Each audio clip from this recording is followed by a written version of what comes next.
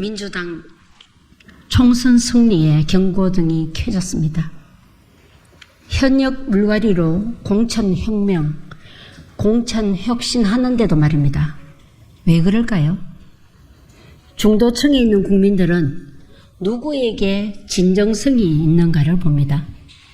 지도자의 자기혁신이 공천혁명보다 더 국민들에게 공감받을 수 있지 않습니까?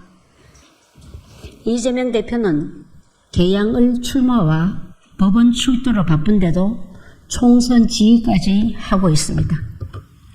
한동훈 비대위원장은 총선 불출마를 선언하고 시작했습니다. 중도층 국민들 보기에 누가 더 혁신적으로 보일까요?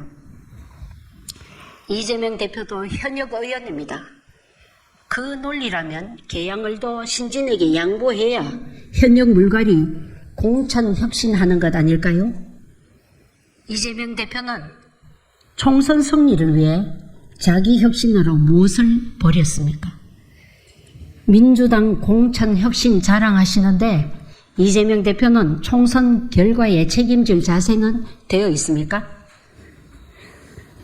저도 삼선 국회의원 하는 동안 공천관리위원장과 공천관리위원을 했습니다. 공천 과정을 숱하게 경험했습니다. 하지만 경선 후보를 가르는 과정에서 투표자의 성향을 미리 파악하고 반영하려는 의심이 드는 여론조사 등 정체불명의 여론조사가 이렇게 많이 진행된 것은 처음입니다. 그래도 참았습니다. 악법도 법이다며 당의 단합과 총선 승리를 위해 마음을 달래고 있었습니다. 지난주 저를 비롯한 여러 국회의원이 경선에서 패했습니다. 낙선자 그 누구도 당에 대한 원망도 없었고 민주당에 남아 총선 승리에 기여하겠다는 의견을 낸 분도 있었습니다. 그런데 이런 의원들을 향해 이재명 대표는 위로의 말은 커녕 혁신 대상으로 낙인 찍고 조롱했습니다. 동지들의 상처에 이재명 대표는 소금을 뿌렸습니다. 척결 대상을 처리한 칼자루 진자의 표효로 들립니다.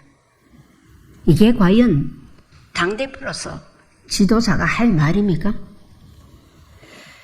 그중 박강원 전 원내대표는 하위 통보를 받고도 그 누구도 비판하지 않았고 경선 결과에 승복하며 당에 헌신하겠다고 밝혔습니다.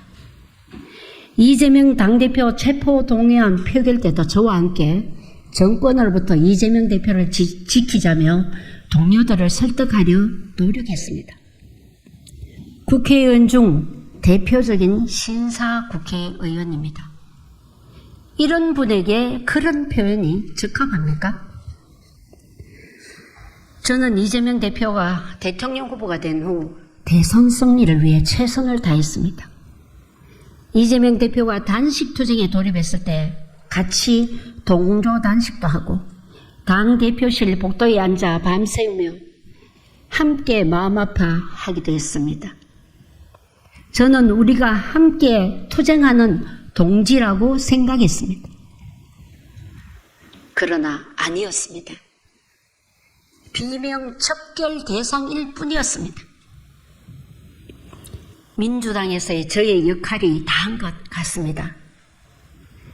민주당의 불모지 대구 경북에서 민주당의 가치와 철학, 정책이 좋아 민주당을 선택하고 사랑해온 전혜숙. 공천받았다가 누명 쓰고 심야에 공천을 박탈당했지만 민주당을 버리지 않고 백의종군한 전혜숙. 그런 전혜숙이 이제 민주당을 떠나려 합니다. 이재명 대표 체제의 민주당에는 더 이상 김대중, 노무현, 문재인의 철학과 같이 동지애가 안 보입니다. 특정인의 방탄과 특정 세력의 호의만 남아있습니다. 특정인의 정당으로 변해가는 곳에서 더 이상 희망을 찾지 않을 것입니다.